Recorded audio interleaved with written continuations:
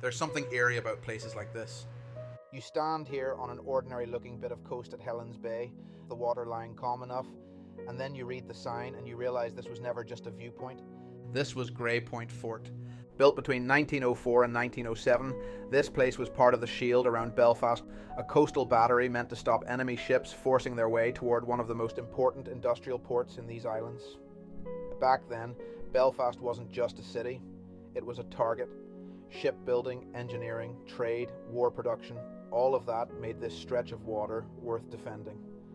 And that's the thing I love about sites like this. From the outside, it looks quiet, but under your feet is a whole system of magazines, shelters, command posts, cables, drills, orders, fear, and waiting.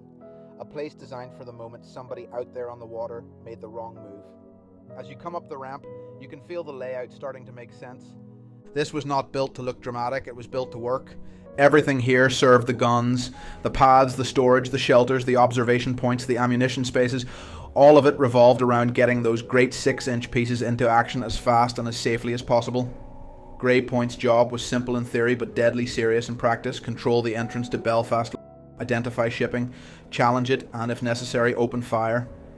By the First World War, Grey Point had become more than just a pair of gun pits on a headland. By 1916, the battery command post here was overseeing activity not only at Grey Point, but also at Kilroot, Orlock Point, East Twin Island, and the Carrickfergus Garrison Artillery. That tells you this wasn't some isolated wee outpost. This was a working node in a bigger defensive network. And here's where the real scale of it starts to hit you. At the heart of the fort were two 6-inch breech-loading guns, each around 23 feet long, built to dominate the water below. In service terms, these were serious weapons. A standard 6-inch gun of this family could fire a shell of about 100 pounds, with a muzzle velocity around 2,500 feet per second, and depending on mounting and charge, a maximum reach of roughly 14,000 yards or more, though local heritage material tied specifically to Grey Point often describes them as throwing those shells for about 6 miles, which would fit practical coastal defence use here. Now the important bit, how did they work? These were breech loaders, which means they were loaded from the back, not the muzzle. The crew would run the gun into loading position, open the breech, load the shell, then load the propellant charge behind it.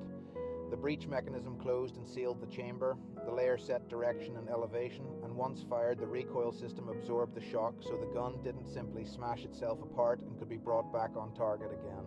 A typical 6-inch crew was around 9 men, and every man had a job: loader, trainer, layer, breech worker, ammunition numbers, and command. So when people look at these and just see big old gun, they miss the truth of it. This was machinery, yes, but it